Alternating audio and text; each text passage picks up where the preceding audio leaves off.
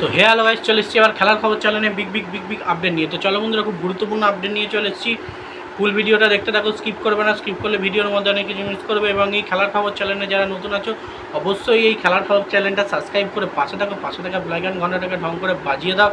বেশি বেশি লাইক এবং কমেন্ট করে দাও, যাতে মোটিভেট হয় তোমাদের এই খেলার খবর চ্যানেলে আমি ফার্স্ট আপডেট দিতে পারি। তো চলো বন্ধুরা, ফার্স্ট যে আপডেটটা নিয়ে কথা বলবো, খুব গুরুত্বপূর্ণ আপডেট তোমাদেরকে শেয়ার করতে চলেছি এই ভিডিওর মধ্যে। তো ফার্স্ট আপডেটটাই হচ্ছে মোহনবাগান শিবিরে ফিফা ব্যান ওটা নিয়ে। তো বেসিক্যালি ব্যাপারটা হচ্ছে, এখনও কেন এমবিএসজি শিবিরে ফিফা ব্যান উঠছে না? অনেক দিনই তো সব কিছু মিটে গেছে, পয়সার দিক থেকে সব কিছু ঘাটতি ছিল, সবই ঠিকঠাক হয়ে গেছে, তাও কেন এখনও পর্যন্ত ফিফা ব্যান উঠছে না? এমবিএসজির মানে মালিক সঞ্জীব গোয়েঙ্কা, সেও কিন্তু বিশাল পরিমাণে বড় দাবি করেছে এখনও কেন ফিফা ব্যান উঠছে না। তো সেক্ষেত্রে ফিফা ব্যান যদি না ওঠে, তাহলে কোনো রকমই কিন্তু ট্রান্সফারের আপডেট কিন্তু পরিষ্কার কোনো রকম আসবে না, এবং যে সমস্ত প্লেয়ারকে টার্গেট করে রাখছে কিন্তু ডিল ডান করতে পারবে না। তো এখনও যদি না ফিফা ব্যান উঠে থাকে, তাহলে কিন্তু খুবই একটা খারাপ অবস্থা।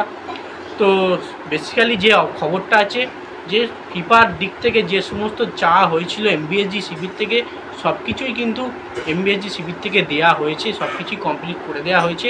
এবার রীতিমতো ফিফা ব্যানটা উঠে যাওয়ার কথা, কিন্তু এখনও পর্যন্ত ফিফা ব্যান ওঠেনি। তো এর এখনও পর্যন্ত কোনো রকম কনফার্ম আপডেট আসেনি যে কবে ফিফা ব্যানটা উঠবে। তো যাই হোক বন্ধুরা, ফার্স্ট কনফার্ম আপডেটটা যদি আসে ফিফা ব্যান কবে উঠবে, ডেট এবং টাইম, সেই ডেট এবং টাইম কিন্তু তোমাদের জানিয়ে দেবো। কারণ অবশ্যই তো ফিফা ব্যানকে উঠতে হবে, না উঠলে কিন্তু এমবিএসজি শিবির নতুন প্লেয়ার সাইনিং করতে ব্যর্থ হবে বা সাইনিং করতে পারবেন না। দেখা যাক কবে ফিফা ব্যানটা ওঠে।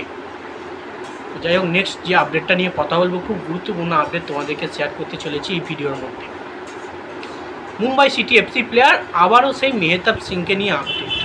তো মেহতাব সিংকে নিতে কে এগিয়ে কে পিছিয়ে?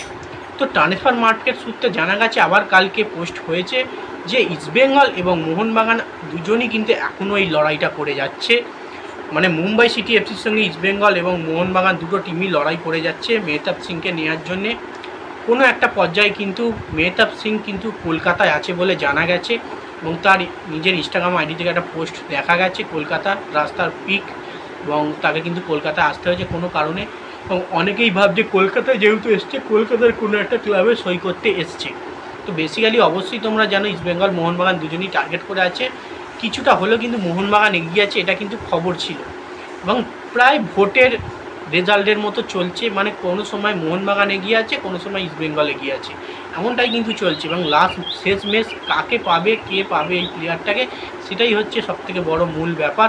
কারণ তোমরা এর আগে নিশ্চয়ই দেখিয়েছিলে, আপুয়া লাল থেকে মোহনবাগান শিবির এবং ইস্টবেঙ্গল শিবির দুজনই কিন্তু বিশাল পরিমাণে টার্গেট করেছিল, লাস্টে কিন্তু জয় হয়েছিল মোহনবাগানের। ঠিক সেম জিনিসটা কিন্তু মেহতাব সিংকে নিয়েও হচ্ছে। তো দেখা যাক মেহতাব সিংকে মোহনবাগান ম্যানেজমেন্ট না ইস্টবেঙ্গল শিবির, কে ইস্টবেঙ্গল ম্যানেজমেন্ট কে এগিয়ে আছে, কে পিছিয়ে আছে, এবং কে সইটা করিয়ে নিতে চলেছে, এটা কিন্তু আর 2-3 দিনের মধ্যেই তোমরা কনফার্ম হয়ে যাবে।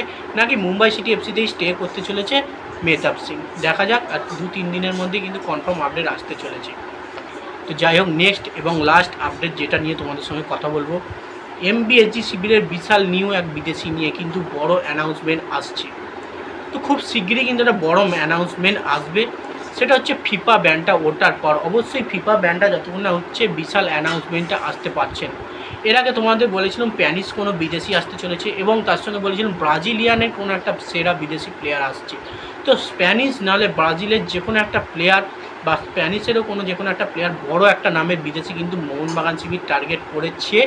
এবং বেসিক্যালিভাবে কোন বিদেশি প্লেয়ার আসছে, যতক্ষণ না ব্যানটা উঠছে, বড় অ্যানাউন্সমেন্টটা আসছে না।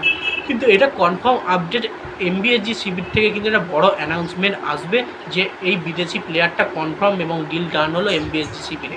তো দেখা যাক এমবিএসজি শিবিরে কোন প্লেয়ারটা কনফার্ম হয় এবং ডিল ডান করতে পারে এমবিএসজি শিবিরে, সেটাই হচ্ছে দেখার।